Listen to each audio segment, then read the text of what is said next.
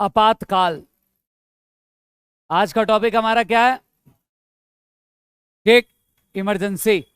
अगर मैं बात करूं इमरजेंसी, भारतीय संविधान के भाग 18 अनुच्छेद 352 से लेकर 352 से लेकर 300, आज हमें देखना होगा कि किस प्रकार इंडिया में इमरजेंसी लगता है, इमरजेंसी लगने के कारण क्या है, अगर इमरजेंसी लग गया तो संसद के किस प्रकार की अनुमोदन की आवश्यकता पड़ेगी, ठीक, कितने दिनों तक ये लगा रह सकता है, कम से कम समय तक, अधिक से अधिक समय तक, आज तक कितनी बार लगा, ठीक, उस समय भारत के राष्ट्रपति कौन थे, भारत के प्रधानमंत्री कौन थे, ठीक, लगभग ये 2 दिन का क्लास तो निश्चित तौर पर से रहेगा। ठीक, तो आज का हमारा टॉपिक है भारत में आपातकाल। ठीक, और सबसे पहली बार हम देखेंगे आर्टिकल 352, इसके बारे में देखेंगे आर्टिकल 352, और जिसे हम बोलते हैं नेशनल इमरजेंसी।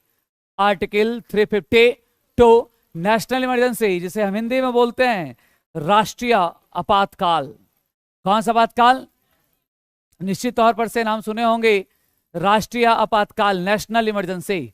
और ये नेशनल इमरजेंसी एक देश से कॉपी किया गया है, जिस देश का नाम है क्या चीज? जर्मनी। कौन सा देश? जर्मनी। आर्टिकल 352 बहुत बार प्रतियोगी परीक्षा में पूछा गया है, ये किस देश से लिया गया है, तो ये कॉपी कहां से किया गया है? जर्मनी। मैं बात करने के लिए जा रहा हूं आज जिस टॉपिक का नाम है नेशनल इमरजेंसी। ठीक, उसका कंडीशन क्या है समझिएगा। ये कहता है कि जब भारत के किसी भी भूभाग पर, जब भारत के किसी भी भूभाग पर विदेशी आक्रमण हो जाए, विदेशी आक्रमण हो जाए, या एक आंतरिक अशांति के कारण, आंतरिक अशांति के कारण संवैधानिक तंत्र, आंतरिक अशांति के कारण संवैधानिक तंत्र विफल हो जाए, संवैधानिक तंत्र क्या हो? विफल हो जाए, तो राष्ट्रपति मंत्रिमंडल से लिखित सलाह लेकर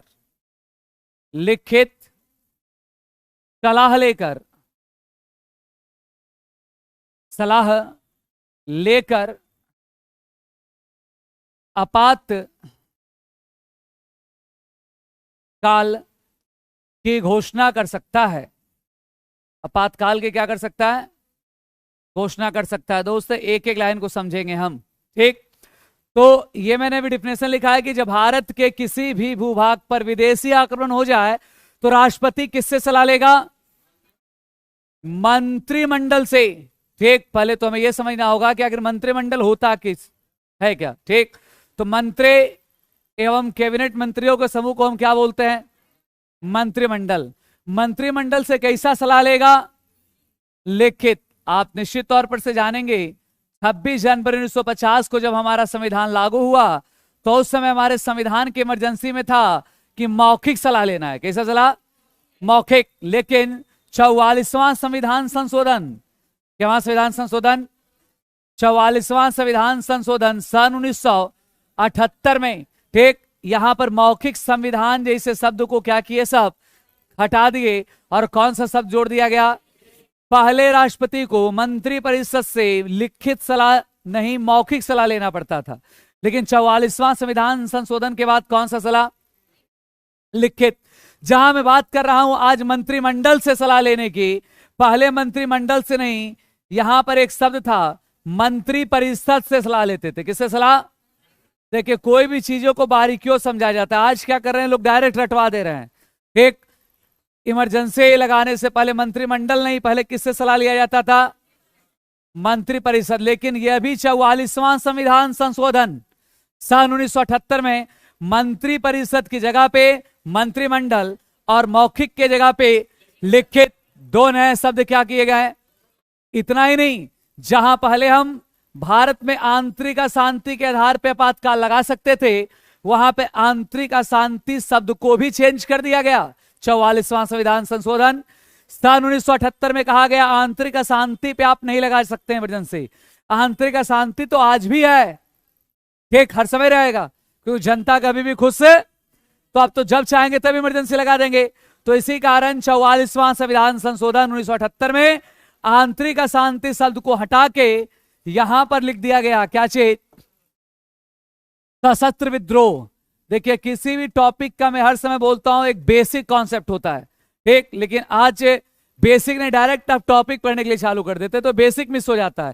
तो अगर मैं बात करूं तो 352 यह कहता है कि राष्ट्रपति मंत्री परिषद से सलाह नहीं लेगा, अब किससे लेगा, मंत्री मंडल से। और कैसी सलाह लेगा, उसके बाद राष्ट्रपति किसकी घोषणा करेगा, आपातकाल। कब, जब भारत के भूभाग पर किसका हमला हो जाए, चाहे पाकिस्तान का हमला हो जाए, चाहे चाइना का हमला हो जाए, या किसी भी देश का हमला हो जाए, या सशस्त्र विद्रोह मतलब हमारे देश में क्या हो, सशस्त्र मतलब हथियार से लोग क्या हो, विद्रोह करने लगे, तब इस कंडीशन में आप लगा सकते हैं। एक ये सब नई चेंजे किस संविधान संशोधन में आई, 44वां। तो टॉपिक स्टार्ट होने से पहले क्वेश्चंस बन जा रहे हैं, ठीक। अब मैं बात कर रहा था मंत्रिमंडल, भारतीय संविधान का आर्टिकल 352, आर्टिकल 350 इसी क्वेश्चन को घुमा देता है कि मंत्रिमंडल शब्द का जिक्र भारतीय संविधान के किस आर्टिकल में, 350, जबकि मंत्री परिषद का जिक्र भारतीय संविधान के आर्टिकल 70। मतलब जहां पहले आर्टिकल 74 से सलाह ले रहे थे, आज वहां 352 से एक मंत्रिमंडल, मंत्रिमंडल शब्द का जिक्र 352 और मंत्री परिषद 70। तो यही होता है ना, आज जब एग्जामों में क्वेश्चंस आते हैं तो गलत आखिर क्यों हो जा रहा है, क्योंकि बेसिक नॉलेज नहीं है, डायरेक्ट हम रट ले रहे हैं